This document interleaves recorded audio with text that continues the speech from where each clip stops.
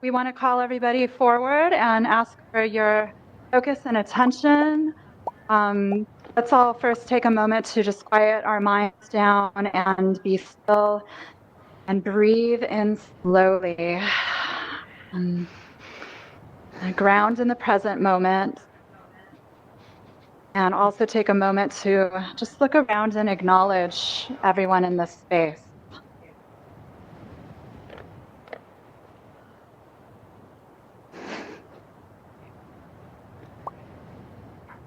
If there's any nervousness inside of your body, just try to feel it and relax with it and relax into this experience and into yourself and into the present moment.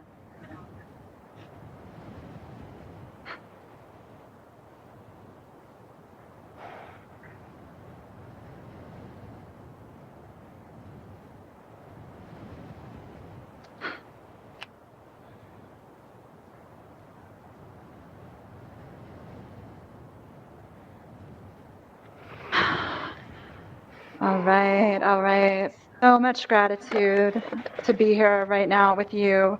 So greetings, friends, sages, healers, artists, futurists, spiritual seekers. Wherever you are located in the spectrum of the many shades of spirituality, religion, or new aginess, wherever you are physically based in this wild world, we want to take a moment and welcome you to the Solar Shrine. This is a very special corner of the metaverse, and this is a unique community discussion on the ever fascinating topic of spirituality and technology.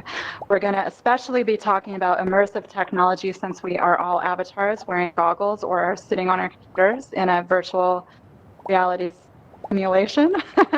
So we are so glad that you are here to take this deep dive with us today so we can explore further concepts in our personal relationship with and the community's perspective on spirituality. Whether you call it religion, science, Scientology, Church of the Flying Spaghetti Monster, also known as Pastafarianism, we respect your own unique journey, and we will be opening up the discussion to the community. You can raise your hand periodically 20 to 30 minutes down from our panel discussion by using your raise a hand toggle button in your user interface or put your hand on your head. So let me give an introduction. So, we live in this proclaimed digital age, and so many of us grapple with the irony of the promises of technology as we simultaneously struggle and thrive, right?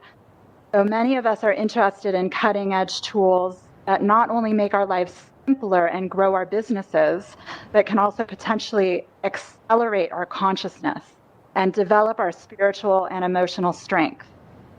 But so much of this technology has truly been a double-edged sword, so to speak. So how do we proceed wisely and gracefully into such a complex future that's unfolding before our eyes?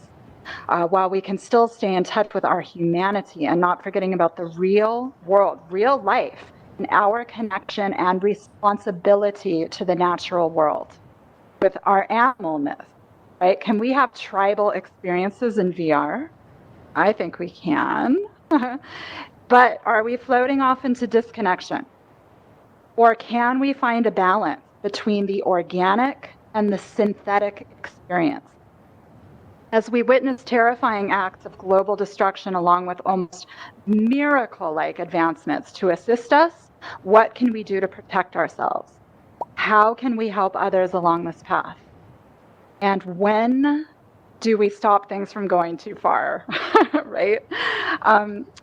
Anyway, here to help us take a deeper look at some of these conundrums and these existential dilemmas are our amazing panelist speakers that have so graciously come to us today and agreed to be a part of this discussion to inspire you. So first I'm going to introduce Artsy in red here with the heart emoji. So Artsy is an incredibly talented 3D artist, interior designer, world builder, founder of Lux XR, which is a virtual reality asset store, and a highly prominent AltSpace community leader. Many of you know her and love her. She also has a nonprofit healing practice called the Spirit Garden, where she teaches and coaches men and women how to release trapped emotions, reprogram subconscious beliefs, and manifest your dreams with ease. And Artsy utilizes VR as a visualization tool, a meditation space, and an avenue to continue her philanthropic work. Next, to the far right, to the far left, stage right, that is, we have Jeremy Nichol in the purple shirt and hat. And Jeremy is a reverend. He earned his master's from the Pacific School of Religion and an MA in alternative liturgical practices from the Graduate Theological Union, both in Berkeley, California. He's ordained a Unitarian Universalist minister. He served at the Mission Peak Unitarian Universalist Congregation in Fremont, California. And Nichol founded Sacred VR and also Project Evolver, which Evolver is very active in AltSpace, by the way. So this is a resource for health and wellness in the community in VR. And he's led meditation sessions and taught for over 2 decades in real life as well as online. And his interest primarily lies in exploring the intersection of technology and spirituality. Okay, so next to me is Adrian Driscoll. He's an award-winning director, storyteller, immersive event producer, designer in the entertainment and music industry, and a VR/AR expert whose work and vision has been featured in Forbes, Entrepreneur, Thrive Global, BuzzFeed, the list goes on. And he's worked with Oculus, Microsoft, Jaunt. He's also a humanitarian working to end homelessness in Los Angeles and worked with the United Way of Greater LA to create immersive 360 experience, educating people through the process of receiving supportive housing as well as getting inner city kids involved on VR projects. And his goal and focus is to focus on the deeper side of VR and mixed reality to destroy the stigma of VR being just for gamers. And lastly, but definitely not leastly, our other lady in red with the red hat over here is Caitlyn Krause. And she is a renowned keynote speaker, a VR experience designer and developer, and founder of MindWise. Her work focuses on creating experiences that increase awareness, emotional intelligence, and breakthrough ways to collaborate and express human ingenuity. She incorporates research in creativity and neuroscience, design thinking, technology, communication, and media to promote compassionate, empathetic connections at a local and a global scale. She authored the books Designing Wonder, Leading Transformative Experiences in VR, and Mindful by Design. So everyone give it up for our speakers today because, you know, we put a lot of work into this and we really are here to inspire and invigorate the community and get this discussion going and keep the ball rolling. There's so much, it's just a really juicy topic. So we're going to go ahead and open it up to our panelists first. The first question is actually, everyone has a different interpretation of the word spirituality. So maybe we can take a few minutes to focus in on the concept itself. How do you actually define the word and your relationship with it, y'all? And we can go, anyone wants to go first? How about the Reverend gets us started on this one? There we go. I had to write a paper on this in seminary, I'm sure. Yeah. Reverend Jeremy Nichol. It's a slippery word. I think it's an interestingly slippery word, right? And so I'm glad you're asking us to at least go on record and state what we think it means. But, you know, I think it's a reaction to religious when I use it. And I think of religious as an institution that is historically set in a certain religious tradition and has offices and money and all this stuff behind it.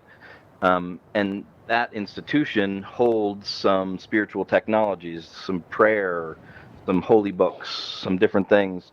And I think most of us are really interested in just talking about, like, what the hell is going on? Like, what are we supposed to do with our life? What is, you know, my purpose here? what does it mean to be a good person? And I think when you're diving into those questions and you're free from that institution part, you're doing that spirituality thing. You're in a personal relationship with those questions. You're not worried about dogma that you've had to take from someone else. You're just in your own place, trying to figure out your own stuff and finding some travelers to do that with. So that's what spirituality means for me. It's when I'm doing my own work and I'm, in my own authentic place with trying to wrestle with those questions. Perfect. Hallelujah. I think I could pick it up. I mean, that speaks to me so much because I think it's spirituality, and again, kind of like what Jeremy's saying, it's a big term, and I think about intersections between physicality, like the body, and the ephemeral, like the mind, and then the spirituality to me is this idea of what might be beyond constraints. Like to me, the word connection comes up, connection inside, connection outside between people, and I think what distinguishes maybe a human is we're these sentient, conscious creatures that are always kind of wondering about our own essence. Like for anyone else who's been like me, and you kind of sometimes look in the mirror and feel like your physical self doesn't define you. Like there's a lot more to explore. The spirituality realm gives us the chance to feel that freedom, like beyond the limits of ourselves, which is where I think VR and certainly immersive can play a huge part in helping that exploration about what's beyond limits. And yeah, I guess I would just pause there because we could have probably the whole talk about what is spirituality, right? Yeah, it's subjective. Yeah. That's exactly I think my key word for spirituality is freedom. Because I did a portrait series called Metanoia, and that being a spiritual transformation. And so for me, when I was interpreting it, it was a figure of a lady in chains, and she was breaking out of these chains, and then she morphed into a passionate ball of fire where something just ignited her, whether that's a passion for her art or a passion for her community or a passion for knowledge. And then it showed her jumping into this air of this luminescent light, because then she had now transcended the place where she was no longer trapped by the confines of the societal contradictions of what life is, and bringing together both your mental and physical to kind of break free of what you think you can't achieve, and what's not possible. And I think there's also that level of wanting to sense that there's something bigger than yourself and something bigger than what you perceive this is around you. Hallelujah. Yeah, yeah, that's wow. And I love this because it's such a beautiful dialogue. Like what the Reverend was saying about spirituality, like it for all this time it's been just this box, and it's like, hey, what's your religion? No, and to me, spirituality means that you're willing to be a little bit more of a student. You're willing to go out and explore and find for yourself, what is really going on. What does my version of God look like? And beyond that, saying, look, at the end of the day, we don't figure this out until we die. We don't know who was right. So to say, hey, this is all subjective. I'm not telling you that you're wrong for, believing in a flying spaghetti monster, or something that I don't believe in. Just because it confuses me or frightens me, I can't say without a doubt that I'm right. So that's what spirituality is, being that student, to me at least. Beautiful. Yeah. Awesome. Well, praise the Lord, praise Allah, praise Buddha, whatever you call spirituality. I think that I kind of also would look at, I like the word consciousness a lot, and I think that spirituality and the raising of your consciousness, and maybe people use the term of vibration, raising like a higher vibration, and I think that also has to do with your capacity to love, your capacity to relate to other people, your capacity to, your ability to be empathetic with others and slow down and step out of yourself. I think that has a large part to do with spirituality. And also, I think cultivating a sense of wonder and reverence for our world, right? And the art and the music, and even the horrific things that are happening. Like it's so scary, but we look at it as just this experience and this sense of awe and wonder, and maybe we're humbled, you know. So I think that's all a part of it. So I'm going to move along to a second topic.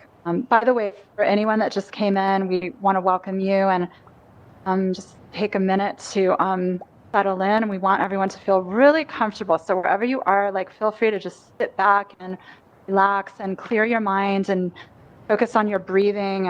And these words that everything we're talking about is just really from pure intentions. And like, we just really want to transmit some really, really amazing ideas and help you feel inspired. So the second question for our panelists is based on the fact that we are organic life forms, all right, but we're now turned into these avatars in these wild 3D environments, right? Or we're in front of our computers all day. Like, we're surrounded with technology and increasingly more, especially just because of when our work, like, we have to move with the technology to even keep up with work and making money, right? So I'm also curious how we can stay connected to nature and the natural world and our physical selves, our organic selves, in an increasingly digital world. This is a lot of food for thought, I think. So whoever wants to start. Ooh. I like it's a big this one. It's a good one. And I was literally just having this conversation earlier today, so that this is awesome. You know, like, I caught myself like panicking, you know, because I didn't have my phone, and you know, I do this often. It's like you look at how Adrian, much you can hold your voice. Can I what now? I want to hear what you're saying, and it's a little hard because I think you don't have the megaphone. Make sure all the speakers are on megaphone, by the way. Yeah, the speakers have to do it Can you guys hear me? because they're. Yep, now we got you better. Beautiful. Yeah. Okay. There we go. Perfect. All right, Thanks for your sorry. patience. I just want everyone to hear. No, thank you. So yeah, so I mean, I was literally noticing, like, I was panicking because I didn't have my phone for a second. You know, we get so connected to this technology that as creators, you know, we forget all of the beauty around us. Like, when's the last time, like, just stopped and like looked at stuff, like looked at nature, you know, looked at the beauty of the world? You know, it's like, we want photorealism in VR. We have photorealism in life, you know, like, and we don't embrace it and appreciate it. And I think we get lost in this have to go, and we forget to slow down sometimes, you know. Like, my wife looks at me crazy because sometimes I just go lay in the middle of the grass and I start earthing out of nowhere, you know, and it's just, and, you know, and I had to explain to her the benefits and the power of it, you know. Sometimes I'm just like overwhelmed. I'm like, you know what, this is too much. You know, I'm an empath. Yeah. I see everything that's happening. It's too much. You know, go lay down and intentionally connect yourself, or you will be trapped in it. It will become the matrix to you, because it's, if not, man, technology has, what you said, the double-edged sword. So much potential, but it can be so damning at the same time. There's absolutely no replacement in technology for good old vitamin D, right? Straight from the sun. Okay, so I have failed tremendously. You have a nice VR tan, though, I have to say. You spent so much time in here. Yeah. I've failed tremendously this past year. This is my first year, like, where I spent an ungodly amount of time, you know, given myself completely to technology in a way that I haven't in my past. I was a portrait photographer for 14 years, and I primarily shot outdoors. And so when the pandemic hit and I wasn't able to do my portrait photography, I just kind of like just completely got lost in here. And like I had built a lot of us did. you know, like I had built, you know, like outdoor, you know, like water scenery in here. Like I built worlds in here that I could have been experiencing on the outside, which gives me a bit of cognitive dissonance because it's like I walk into Artsy's park and I feel like a relief. Like I feel like left, you know, like the greater society of alt space, and I went to the park, you know, and it gave me a weird sensation because I felt like I would if I had actually just walked to the park that's behind my apartment complex. And I just remember one time feeling extremely overwhelmed in here and unable to find a place that felt safe. And I just was like, it dawned on me that I just needed to go outside. Like that I just needed to go outside. So I walked to the park and I climbed up a tree and like sat in the leaves and just you know, stayed there and embraced like what I was feeling in that moment. And I was like, this is something I can't create, you know, like this is a creation that was made by somebody that's not me, and that's okay, and I should appreciate that. And I don't have to recreate everything that has already been done. So it's for me, that waking up to the fact that, you know, there's value in VR, there's value in technology, to remind myself not to forget how greater value there is in just the natural, you know, natural world. Yeah, absolutely. That speaks to me. I think because so much of my work has to do with wonder and storytelling, I think a lot of our connection to nature is very elemental. And also, we might be at an interesting point in human evolution where we've started to kind of augment our reality with an impulse to narrate it. Like whether it's taking a picture or posting on social media or doing something like did the experience did the experience actually happen if you didn't document it somehow and post it for others?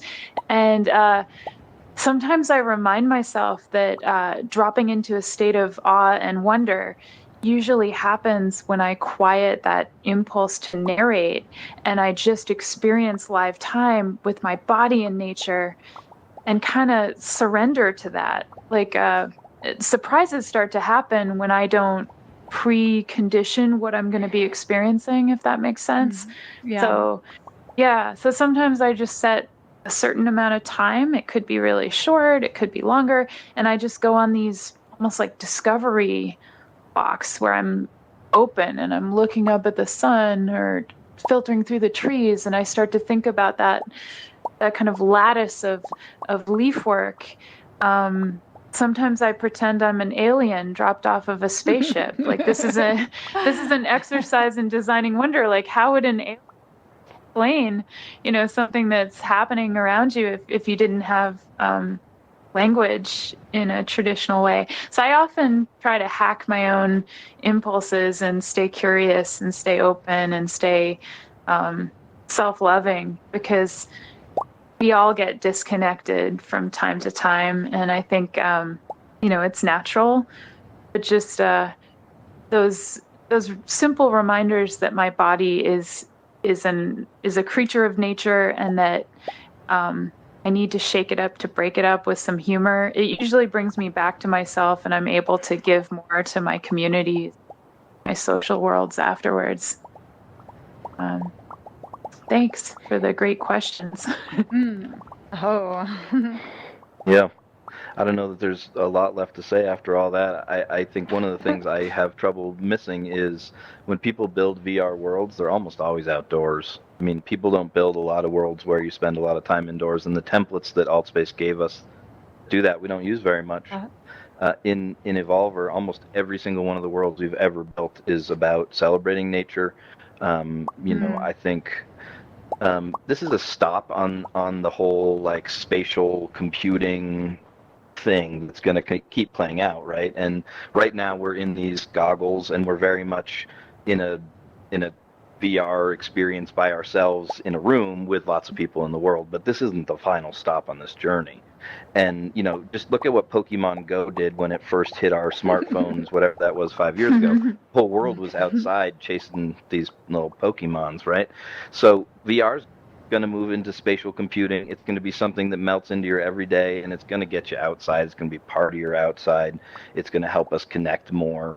So yeah, I mean, I don't get too stuck up in exactly how much it is an isolating physical experience right now, because I really think that's temporary.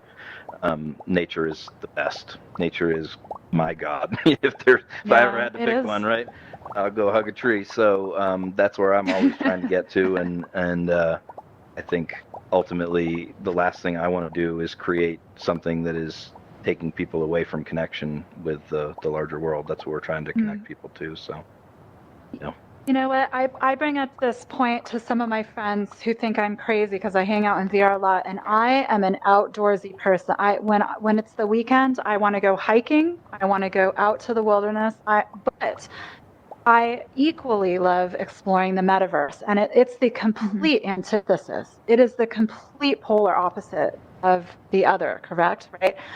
But in here we still have the homages to nature, and people. I always feel like art, on some way, shape, or form, is honoring and representing the beauty of the natural world in so many forms.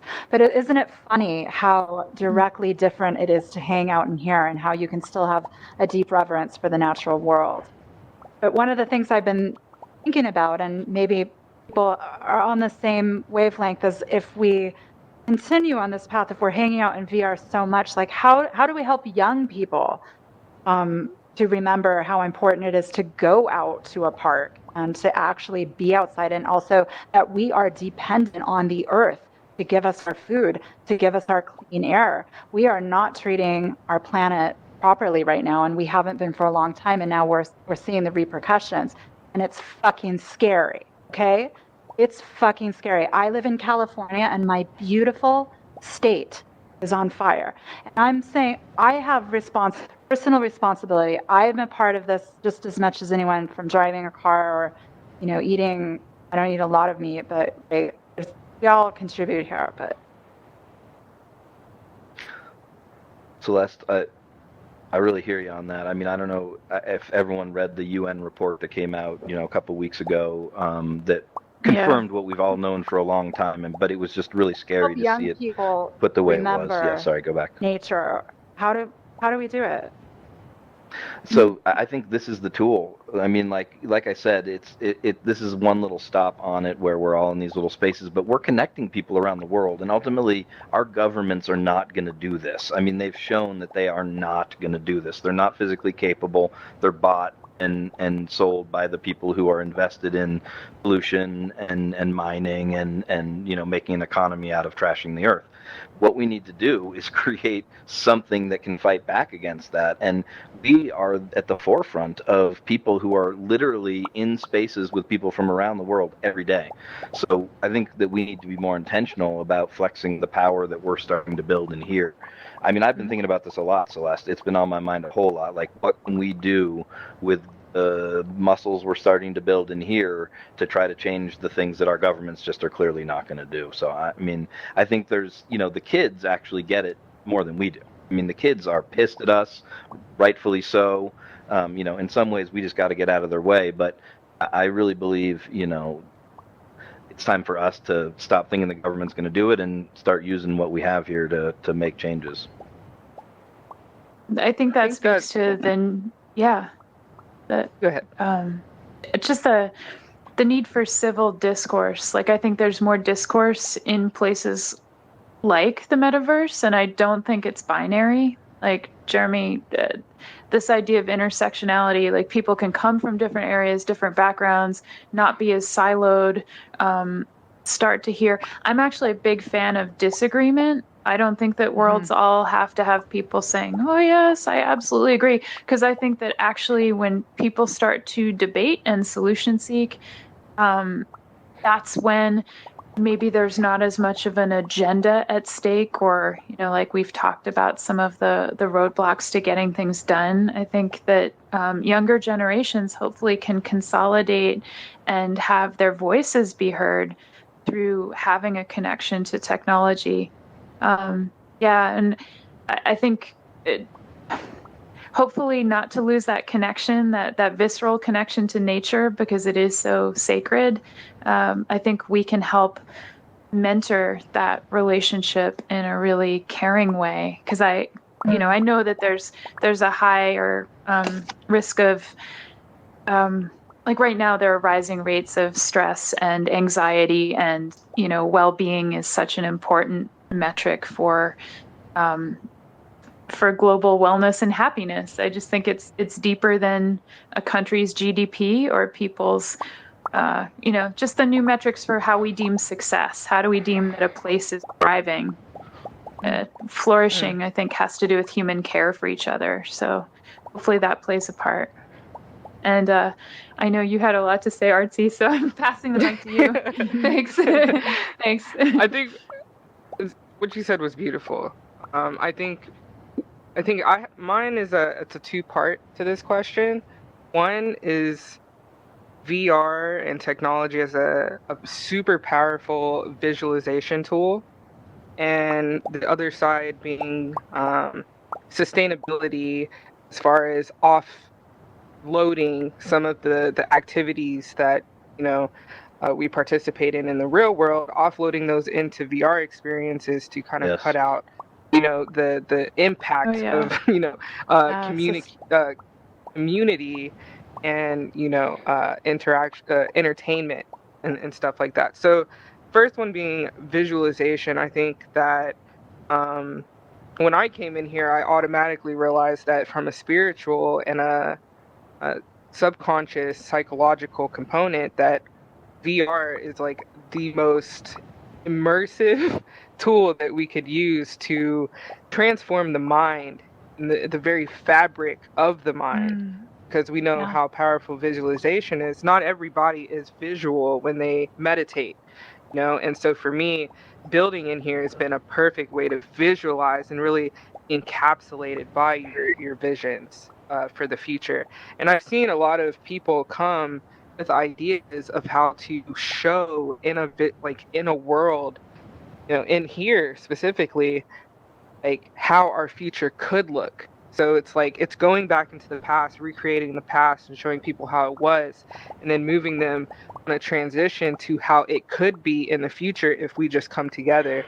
And I think that really lays the groundwork for people to have a communication and a dialogue about what's possible in your side of the world,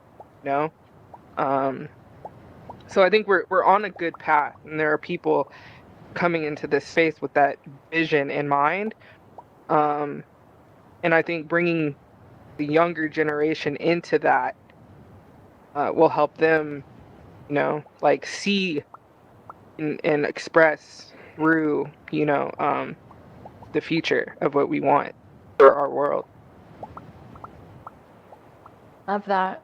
Adrian, do you want to chime in? Yeah, please. And I totally agree. I think everything you guys have said has been phenomenal. I just think I should add that we as adults, some of us parents, need to take this extra layer of responsibility. And I think there is this technology disconnect.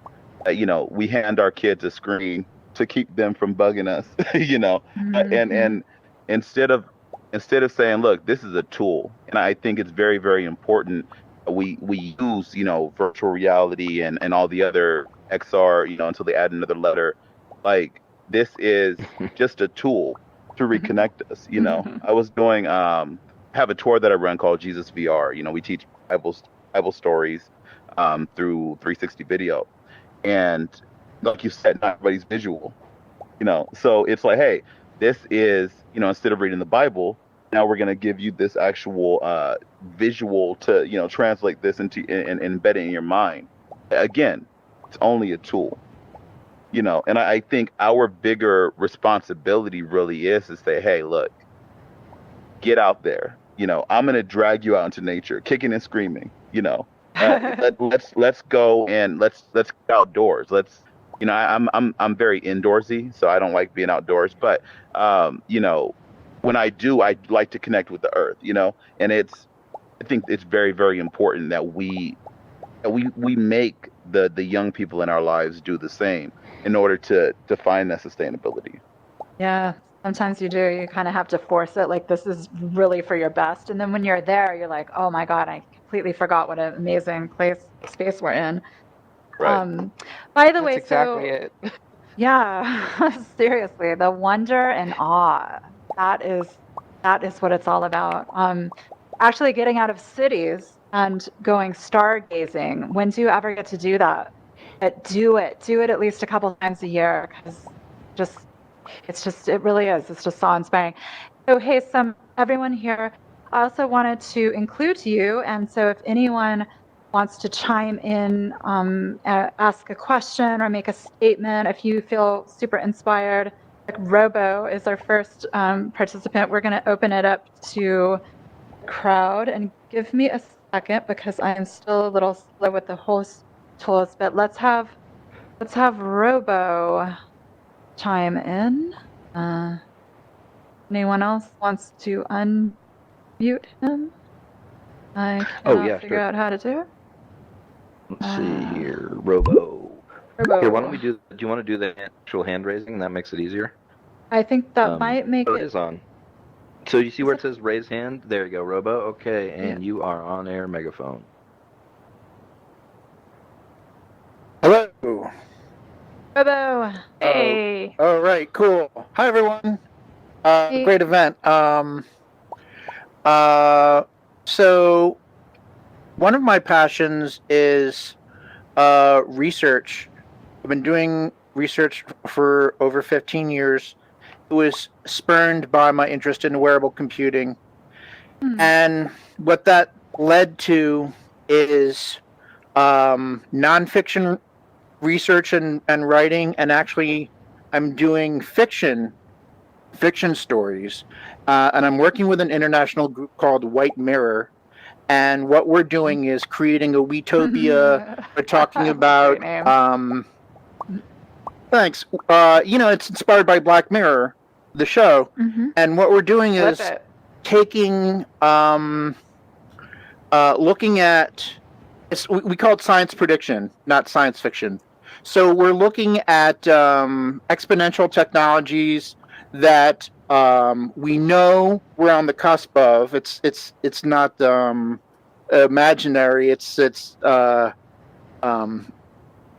extrapolation, extrapolatory, and we're creating stories that are working towards the UN Sustainable Development Goals, or SDGs. And you can check it out at whitemirror.live. And I find myself writing a cyberpunk story to interest people who are interested in cyberpunk and steampunk as well. And the purpose is to actually educate people about the subject of my nonfiction research. And so what I'm doing with this like cyberpunk story is I'm actually teaching people about the etymology of words like technology, robot, cyborg, cybernetics, and cyber. And when you look at the etymology of these words, you find that it all has roots in philosophy. Cyber goes back to Kybernetes and Plato and the ship of state, and really politics and how you ethically, run a government. And cyborg is about, in the definition originally of cyborg, it's about freeing people's consciousness by augmenting them subconsciously in order to free up their consciousness to think, create, feel, and explore. So I say cyborg is about consciousness expansion, and that you could also become a cyborg just by using a crystal or wearing a crystal. I'm very interested in transpersonal. I want to take that information and also extend the conversation into, thank you so much, Robo. I want to extend the conversation into expansion of consciousness. Is what Robo is bringing up is so fascinating, and I think there's so much to play off of that there. We're going to bring in other audience participants also, but let's ride this wave of, like, how do we expand our consciousness more? How do we help the community do it? So, there was this guy, like 2,500 years ago. He wanted to figure out a way to be released from suffering, and he had a whole journey to get there. And he discovered, he became enlightened. He discovered meditation, and we call him the Buddha. And that technology has been passed down to us, and it's become extraordinarily important. Well, he didn't have VR, but if he did, he would have taken meditation into VR, and he would have gone even further with it than he could have, right? He didn't have VR, so he did what he could with what he had, and what turned out was this spiritual technology. It's not done. It's not finished. So, what my community is working on is saying, amongst other things, what can we do with this traditional spiritual technology that you could never do before? So we have, it's actually on hiatus right now because the last Unity update broke it, but we have for a long time had this beautiful experience called the overview effect, which we've known for as long as we've been sending astronauts up to outer space, that when you see the Earth from above, it fucking blows people's minds, like in all the best possible ways.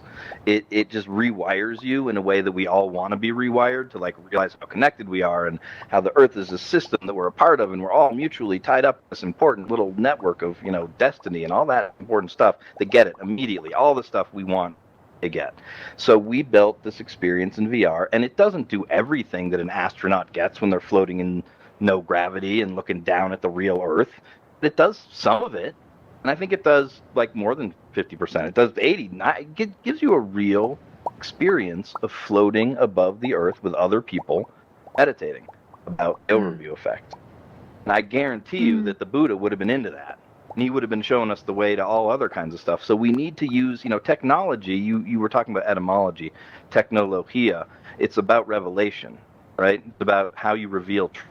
That's what technology means. That's its etymology. And we can reveal truths now that have never been revealed before. We're so lucky. So, technology can be totally fucked up and evil, and tanks that blow people up, and napalm that burns our skin, and just the worst stuff. And it can be gorgeous. You should see what happens in our sessions when someone comes with some vulnerable stuff and everyone's throwing heart emojis in the air, and we're crying with them and connecting with them and transforming ourselves together. So we can be the people who use technology to do that important, beautiful stuff. Because other people are going to make those first-person shooter games, and, that's fine. But we need to do that other stuff, too. So that's well, how do we inspire? How do we inspire more conscious growth? Let's continue this conversation. It's so fascinating. How do we inspire it in others? How do we explain this technology so that it can catch on and help our consciousness? I feel just drawn to throwing out those words again, wonder and awe, because the overview effect that Jeremy's mentioning really amplifies that sense of wonder and awe. And to me, there are many facets. The word wonder doesn't mean that I'm just like, I don't know what's going on. It can also mean that that you're doing a deeper level of conscious consideration, like to be minded. I know that Adrian was talking about that sense of openness and open to what falls in. Recent studies of the brain have shown that there's two human emotions that fire the strongest, and they're actually anger and wonder. So you've got awe and wonder on one side, and you've got anger on the other side of the spectrum. And people like Dr. Keltner, who's at Berkeley, he founded the Greater Good Science Center. recently met up with him, and he was saying, I don't know anything about VR. Like he's really curious about technology. His lab does all of the studies about wonder and awe. And I think there's a convergence about to happen where, finally science can track some of the things that we've been feeling in our bodies for centuries. And we can have more understanding about what's going on the inside, hopefully building these conscious communities. So that's what's speaking to me in this moment. Absolutely. Yeah, I love that, Caitlyn. And I think what you mentioned the doctor in Berkeley. I think we need to expand our knowledge as creators and pioneers. Other people who are doing this, like let's not just try to run the class ourselves. Let's try to bring the other teachers in because they have insight and knowledge and ways to expand the minds in ways that we couldn't even fathom. But they're only used to this linear path. And as you guys know, VR is completely non-linear. It's like we could do whatever we want with it. So let's try to bring other people in. Let's set up these 5-10 minute meetings and blow people's mind with just what VR is, and say, hey, look, now use your gift to reach out further. I think that's the way to get mass consumption of this and really get people to the level that they ultimately could be. That's absolutely. Yeah. The community building is definitely part, and I've had a real crazy week. So like Burning Man should be for the past crazy week. year, for the past year, like I've been in here, right? I've been in here creating community and spaces that I've created, specifically Treviday, was my first spiritual contribution to AltSpace, where I really wanted people to get outside of the, maybe just the physical things that they see in reality and virtual reality, but like ask themselves questions about themselves that they might not have asked before or had the opportunity to say out loud. And so I think from the small level, it's creating spaces in a space that already has a community that can benefit and grow, because what we're essentially doing here is like we're hacking the consciousness, like hacking consciousness. That's a great term. Yeah. And but what happened this week is that I got outside of VR for a little bit, and I just got on Clubhouse. Like I've been on Clubhouse this entire since it launched, but Clubhouse is the voice chat app that's been really popular. And I just said I spoke for like 3 minutes, a VR conversation, and I had like 50 people follow me after it. And then I had like 6 people book a tour of AltSpace, and then they tagged me in another room, and another room, and another room, and another room. So I've got like a massive amount of people that are trying to get in here to see what is going on in here. So I think having these spaces built, like these experiences built for people to come in and experience, like it's that word of mouth effect. Like, and also with the right type of community leaders like yourselves, also with a looking out for the greater good of the group, and also working to inspire through art and creation. I'm going to wrangle the conversation back because we do have a couple participants in the audience, and I want to make sure that you guys don't go unheard. Paris, want to still say a few words? Is Paris out there? Paris Chilton? Is she still out there? Armani and Grantman too. Oh, Grantman wanted to say something. He actually, I'm going to put Grantman on because he's been jumping around and raising his hand, so he's obviously inspired. Grantman, you got the floor. We should be able to hear him. Oh, no, we lost. Oh, wait. Yeah. Go for it. He is megaphoned.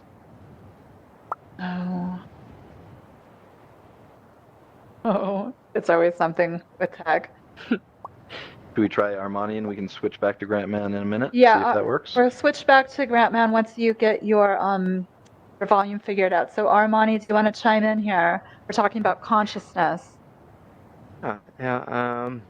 It's kind of a sort of different theme. I'll try to connect it here, but I work in the weather prediction community, and right now we see in our computer models are getting better, so we can see more of dramatic events further ahead, and so we deal with a lot of that ahead in advance of that. So I guess a quick question for that is how can we connect consciousness and technology and spirituality with recovery, and how to deal with that in terms of people who deal with dramatic events both ahead of time and after the event happens. Yeah, Trauma, I you definitely, mean? I got to work for that Uh-huh. one. I mean, Dramatic, I yes. think the world is, you all know what direction the world's going in environmentally. I mean, we have not caught up with what we need to catch up with, and we've done some terrible damage that's not going to be fixed in time. The most important way you can equip yourself for the future, besides maybe learning how to like cook with wood stoves, is to God. be non-anxious, is to be a non-anxious person who can bring Mhm. a non-anxious presence to those around you. The anxiety spike just over the last year and a half from the pandemic has been unbelievable. Someone mentioned our kids. I think it was Adrian. I have a 10-year-old daughter. The kids are anxious. The kids are seeing these stories about the future that we're handing off to them. And so I'm not going to lie to anyone. I'm not going to tell a fairy tale to my kid that it's all going to be fixed and everything's going to be okay. I'm not going to lie to my kid. And so I'm doing my best to make a better future. I really believe that if you can work on your spiritual self, if you can find your spiritual center and know how to bring that non-anxious presence to other people, because that anxiety is not going anywhere. It's just getting worse. We're going to need to be the antidote to that. So, our meditation sessions, we talk about that a lot. We are not just meditating here for ourselves. We're meditating so we can bring that calm into a world that needs it so bad. So, you need to work on that, all of you. Oh, I love this. Oh my gosh. Mhm. Because Oh, it's yes. so Oh, true. yes. The anxiety is such a big thing, and a lot of it really comes down to the way we perceive it. We perceive everything. The way we talk, manifestation. You want to connect. If you change, and this is getting to my science shit, but like, look at light. There's no such thing as darkness scientifically. Only absence of light. So if instead of every time you say something is bad, start saying how could it get better, then you teach these kids to start speaking the same way, and they don't have that same level of anxiety. It's like, okay, well, look, problem. No, is the solution, and that's going to help them get past that, because everyone's afraid.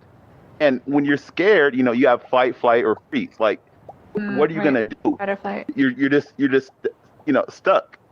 Now we can breed a whole generation of people who are like, okay, look, I'm tired of this shit. Let's do something better. Let's just do something better. We need to breed the fighter, so to speak. But it starts with anxiety. I think that's so profound. It starts It with is. anxiety. Mhm. It's I if think it's you're important. healthy and happy within yourself, first and foremost. And that's where, like, when we talk about like the dangers of technology and the cataclysmic end of our species because of technology, I think it's important to realize that what you put out is either conscious or reactive. And so I think it's important to like get into a space where you're being conscious and you're being in flow.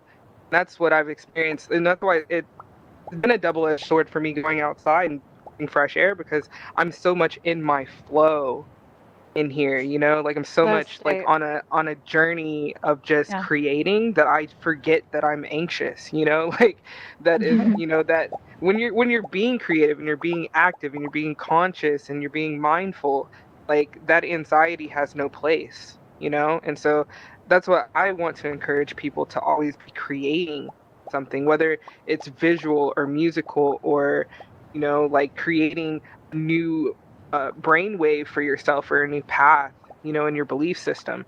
Like you can Flow create. states of consciousness. Yeah, flow I state. know. Mhm. Yeah, Yeah. like you can Also, create a belief system, Grantman, you know? Grantman has been Mhm. waiting very patiently, and I just want to see if we have his audio coming through. So, Grantman, do you want to test again and see? Because he is really, really has something All right, to say. there we There he go. is. Oh, it Yay, works. okay. Yeah. Great. Whew. All right. So Great. this is my first time Welcome. here. Nice. So coming from my experience beginning as a beginner learning social monk is that there's a book in Audible called Think Like a Monk from Jay Shetty himself. He's a former monk and a public speaker and content creator on YouTube. 1,000 million views of him. And I want to mostly talk about what's about. It starts in chapter 1 about identity and goes all the way to about different meditations, visualization, chants from the Buddhist and the monks in the Indian culture. And that's what made me understand myself and ask myself, what have I been doing all this time? You know, it all started with that, and that's what caused this whole thing. That's why in chapter 2 we get to learn about how our negativity can destroy us. If we learn it as a tool, we can learn to guide us and learn in a different way. Mm. Yeah, absolutely. And- Even like Yoda said it in Star Wars, right? I know. I think we're talking a lot about mindsets and about framing our experiences, and not denying negative. Like I think I'm a realist idealist. I feel like we have to take what is and then say, okay, whether it's responding to something that is traumatic and acknowledging it, but not letting ourselves ride that wave. It's really fascinating to me being in a group, in a community here where we're artists, we're really passionate. Like I can tell in people's voices and in all that they create that we care so much. And for me, that's the paradox. How do I put my full passion into what I'm doing, but not attach so strictly to outcome that I become, kind of a cog in the system. So that's to me a spiritual kind of truth of life to constantly practice. It takes practice, like at really framing the experience and practicing mindset, and sometimes just coming back to breathing, coming back to those simple exercises that in the midst of what can be challenging restores your wellspring. So each person here, just know there are lots of tools that can help on a daily basis. Mm-hmm. Paris I think also one has of the- been I- waiting. I just want to say, if Paris is in here, because she's also been patiently waiting, and she's been up on this Yes. board for a while. Paris is right in front of us in gray. I've been Hello. seeing you. Hello. There we go. Hello. Yes. Hi. Great name. This is Hi. one of the best panels I've been into. This is amazing, you guys. Yay, Really cool. great. So happy. Oh, thank you. I have so many questions. I don't know what. So mine's maybe a little bit off topic. I hope it isn't. I think Philip K. Dick said that either everything is a simulation or it never will be, meaning that in all the vastness of time, that the idea that we're just about to be able to upload our consciousness to a machine and that a world is going to end, the chances of us being in that moment in history are really, really slim. So it's 50-50 whether it is or not a simulation. I'm at 50-50. I'm wondering if any of you guys, or maybe nudge me a little bit more into either direction. What do you get my question? Oh. It is 100%. We are definitely in a This is simulation. existential dilemma. You know what? There's a great moment in South Park, and when they're like all in heaven at St. Peter's Gate, and they're like, "Okay, what was the right answer? What religion were we supposed to be?" And he's like, "Mormon," and they're like, "No way, come on." I don't know, Paris, and I think the cool thing is not knowing. Honestly, Yeah. like I heard Mystery. Adrian say before, when we're talking about spirituality at the very beginning, it's really important to not think that we've got it all figured out. I don't remember exactly how you said it, but that's how I heard it. And to me, that is one of the most essential spiritual things that I try to hold on to. I don't fucking know. I have hunches. I have maybe Right. something I'd like to believe or whatever. I'm into the simulation idea. I think it's got a lot of legs, and it's one that I have done a lot of research into, and really smart people have convinced me both ways. So I think 50-50 is a pretty good place to sit. But I, Caitlyn has helped me concretize this for myself better than anyone, but I turn to wonder. I don't turn to needing to know for sure. I turn to wonder and curiosity. And it's so much fun to like sit down with someone like Paris Chilton and just shoot the shit about what's going on and not pretend we have to agree perfectly or figure it all out or whatever. So I would just say, I don't know if it's a simulation, whatever this is, it's really interesting, and I'm going to keep turning to wonder. Yeah, And I think my answer is yes. My answer was just one word, yes. Well, I mean, but think about what people say. It's like, can we be downloaded into robots? Like, it's already been proven the human mind is so much stronger and compute. Like, we're here already. Like, this is just a vessel. This is a vehicle that we're in for, 100 years if we're lucky, or however long you're here. Like, and then we get downloaded spiritually into another computer. That's all I think this is. It's a repeating cycle until we've served whatever our greater purpose is. But I think it's already happened. I think we just have to change our belief of what a robot or a computer looks like. I think it makes me wonder why we would need to know, like, what would change about your experience if you found out the truth? Like, if you found out that life was a simulation, what would you change about the way that you moved in life? And for me, it's like when I came in here, like, it was such a spiritually transformative experience for me. I've actually never been more spiritual than I have been in the past year.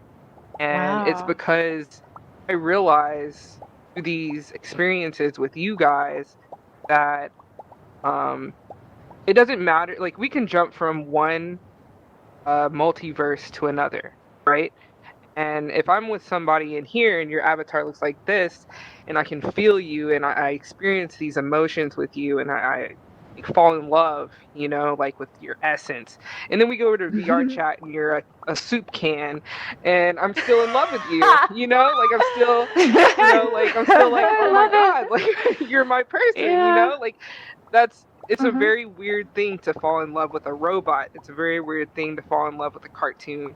Very weird thing to fall in love with a soup can and to realize that, like, whatever essence is behind that inanimate object is a real live spirit, a real life consciousness that's part of me, and that's just, for me, I didn't need to figure it out. I just know that this is dope as fuck. And I want to continue. I want to talk about the same topic is love in the metaverse, all right? Because this is a part of our spirituality. We're loving beings. We're sensual beings. We can only get off so much in VR, right? But who here has fallen in love with an avatar? Raise your hand if you've kind of got an avatar crush. Yeah, if a crush. I want to see. I want to see it. Raised hands if you've actually fallen for someone that. Sure. Yeah. See, why not? Because you know what? You fall in love for the right reasons in VR. Maybe you actually fall in love with someone because of their actual personality and not just their sparkle pony good looks, right? So, good for you if you've fallen in love with a soup can in I've VR fallen chat. in love a lot of times in here. And I continue to fall in love. And it's like one day I woke up and I was just like, wow, I am attracted to a robot. Well, because here's the amazing thing about VR that none of us expected, or at least I didn't expect. I thought it was like fake people, right? Like, you make a fake thing that looks like someone and who knows who you really are and you'll just be, whoever you want. It's not real. It's the opposite. It is the exact 100% opposite. People come here and they're so real because they don't need to bullshit. Like you said, they don't need to pretend they're the beautiful sparkle pony or whatever. They can just be them. And people get real so quickly. It's almost disorienting. It's like you want to like protect your. Is this real? Like, could this be really happening? Yes. But in VR, there's this magic thing where, so yeah, of course, people are going to fall in love because they're going to actually connect to people in a way that we never get to in the real world these days. We're so broken up and divided and separated and blah blah blah. But here, you get real with people, and you get to see who they really are, and not worry about all the other stuff. So absolutely, I mean, let's bring. it's one of I those want to things bring that's hard the to tell audience. people. I want to bring the audience in also because we have a couple raised hands. So Ubi, do you want to chime in on the same topic? Are you out there? Ubi. Yeah, I'm over here. I'm up here. Hi, Ubi. I Ubi. just raised my hand because Hey. when you asked when has anybody like I guess fallen in love or like with an avatar and stuff. I know I have it. That's the only reason I raised my hand to say that. I haven't fallen in love per se, but I have had avatar crushes into where I tell my friends that I've seen relationships form in VR where they met in VR and you're getting to know that person for their personality and for who they are and maybe for their avatar looks, knowing that that's not the real look, but still, that happens here and I've seen it happen. That's all. I think I've seen a couple get married after meeting in here. I DJ'd a wedding in the metaverse, and it was one of the coolest weddings I've ever been to, and it was so weird. But it's a testament of love, right? Two of them, I think this is a nice link too for me. I know I said yes to the question of are we in a simulation or is it real? I think that something interesting is that the quality of attention, when you pay attention to something, that's almost the most precious commodity. And here in VR, you can actually really pay attention to somebody. Like I can color someone's emotions through the nuances of their voice. They can describe to me something in visuals, and it's kind of like what Artsy was saying before. I mean, I could conceivably pay better attention in VR because I'm not in that same distracted kind of setting. So I think it's interesting. We could be in many different places and spaces here that let us have even deeper connection. So far, you can't stare at your phone in VR, so you actually have to pay attention to the people you're talking to. It's a beautiful thing. You're in your phone, though, in VR, right? You are in your phone. With the headset on. Yeah, well, everyone has that little nose hole peak, right? You get to try to look right through that little crack there and get a little bit. So when people say, is this real? It's like, well, the time is real. I've dedicated my time to being here right now. So to me, that makes it very real. It's all an illusion. So I would say, actually, it's not real, but neither is anything else. But I think that's kind of what you mean, too. Exactly. What is reality? Is my body real? I don't know. It's funny. We had a woman who's a really well-known, in Europe, a really well-known Hindu teacher, and she was talking about coming in to lead stuff in VR, and she decided not to because she felt like it was disrespectful to her body to take on this illusory form in here. And I just thought it was the most ironic thing I'd ever heard because I just think one of the teachings of Eastern thought and one of the points of so much of spirituality is like it is all illusion. That body is illusion, and the metaphor of VR, I think, helps us understand that better. It's just so obvious in here, right? Interesting. Yeah. Well, let's unmute the audience and let's all be together. So we can't all talk at once, but let's just let's have an experiment. Maybe we can even get off stage. Maybe let's form a circle to close out a little bit, and because we're getting on that time, it's about an hour and 20 minutes. And maybe we can just all kind of come together. Maybe everyone just feel free to join a circle around this record. By the way, we just want to actually give some props to Artsy because she built this beautiful world. We also have Afrogalactic. Of course she did. Afrogalactic. Artsy.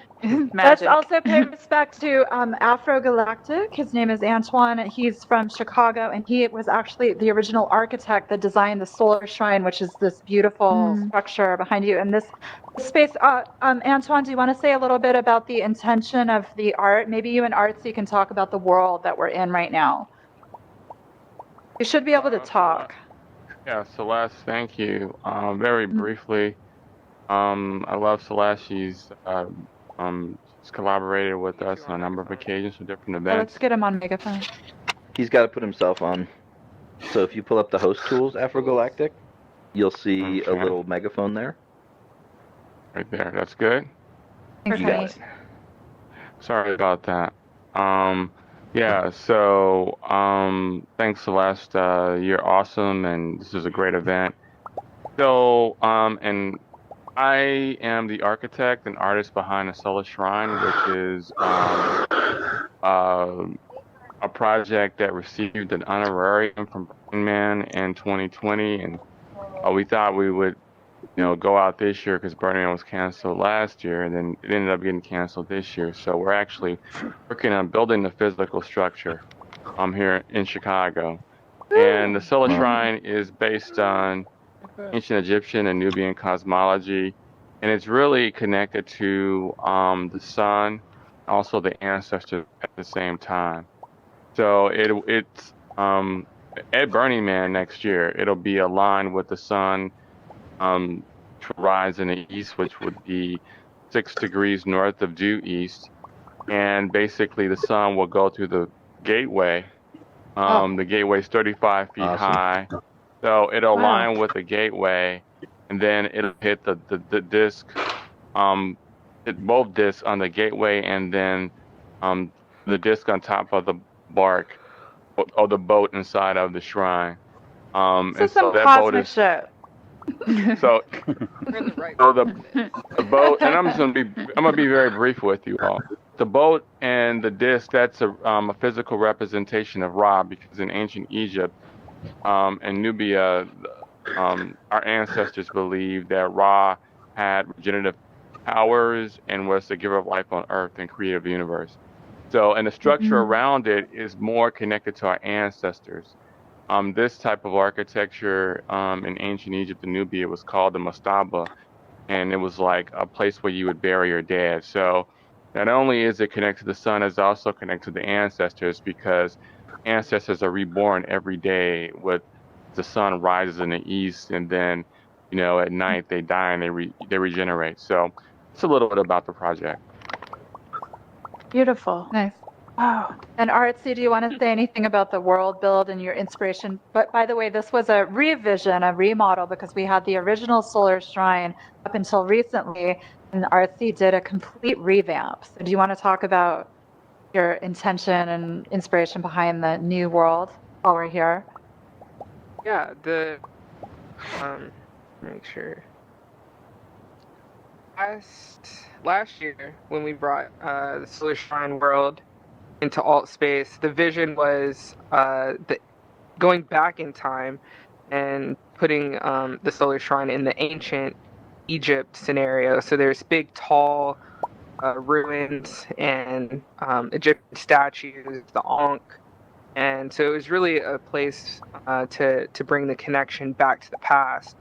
And I think it's a good transition, because we're now in the present, and Antwane has made this beautiful structure in the inner city of Chicago, which is desperately needed. And so it's also like that was a visualization of putting it back in the past and seeing its transition move across the timeline. And now we're in the future, Afrogalactic, Afrocentric future of Wakanda. And here it is, it's landed here, and we're surrounded by the new tech, and on an earth on a planet surrounded by all the goodness of what's coming, right? But also still rooted to our history and our past and our spirituality. Nice. Well, okay, so we're going to actually wrap it up. But so everyone make some noise again for our panelists for coming and discussing and helping us to go deeper with all this, because it is a spiritual experience for so many people. And coming in using immersive technology for this, I've learned and grown so much in the last 2.5 years I've been in VR. My name is Celeste Lear, and I love to help bring the community together in ways like this. I'm also going to DJ deep house music for crew for the next couple hours. I'd probably go 2 hours. So feel free to hang out, bring your friends, and I'm going to play a little live guitar over my set. So be multitasking tonight. But so let's have everyone just close out. I wish everyone here an expansive rest of your week. I hope you guys leave here with a sense of wonder and awe. What do you guys have to say to our crew that came here? Just what a great audience, and just remember that you got to take what we're doing here and bring it to the world, because we are the future, and we got to make it happen, because it ain't gonna happen for us. So let's do it. Yeah, it's been an awesome night here. I've just really resonated with things shared on stage. Thanks to the fellow panelists, to Celeste for bringing us together, to the audience for just being so open. The word that's in my heart right now is freedom. Like, there's not just one way. So let's celebrate that as we form these communities that go beyond any sort of boundaries. Yeah, thank you.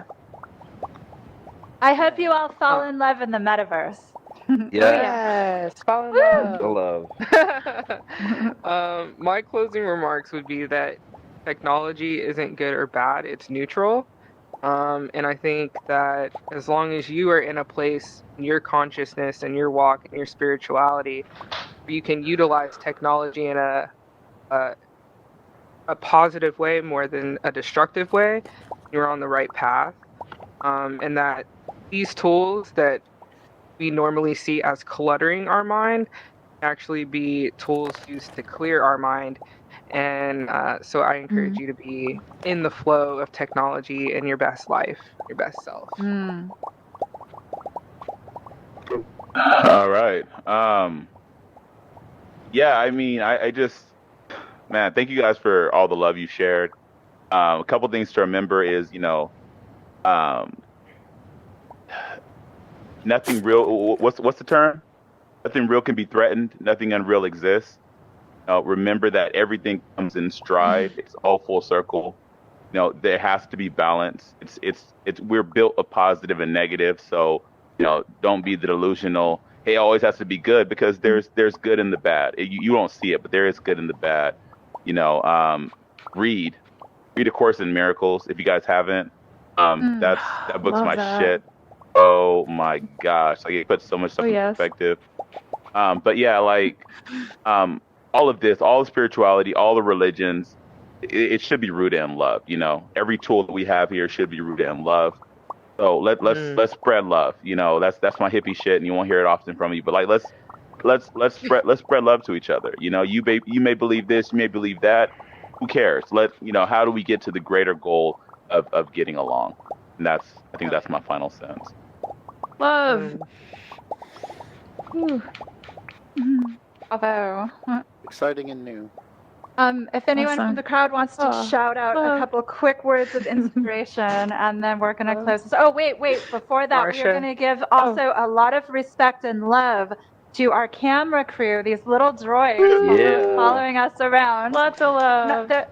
Lots of love. Carlos and Ryan, Othello. And also, we recorded this, you guys. We're going to rebroadcast it. So if you get in touch with me, also help us spread the word of the gospel. This is a really cool way to form workshops. This is also a carbon neutral way to have gatherings like this, where we don't have to travel or drive. We're reducing carbon footprint just by meeting in here. And that's another really positive way to look at what we're doing. So again, props to our camera crew. And anyone just, seriously, I want to hear everyone just throw out some awesome words of inspiration. Let's just do it all at once even. Props to Rat. Freedom. Love. Archa. Beautiful. Thanks for joining us. Yay. Cupcakes. Dancing with reckless abandon. Yes, let's get some music. It's the only thing that can top this. Okay, let's do it.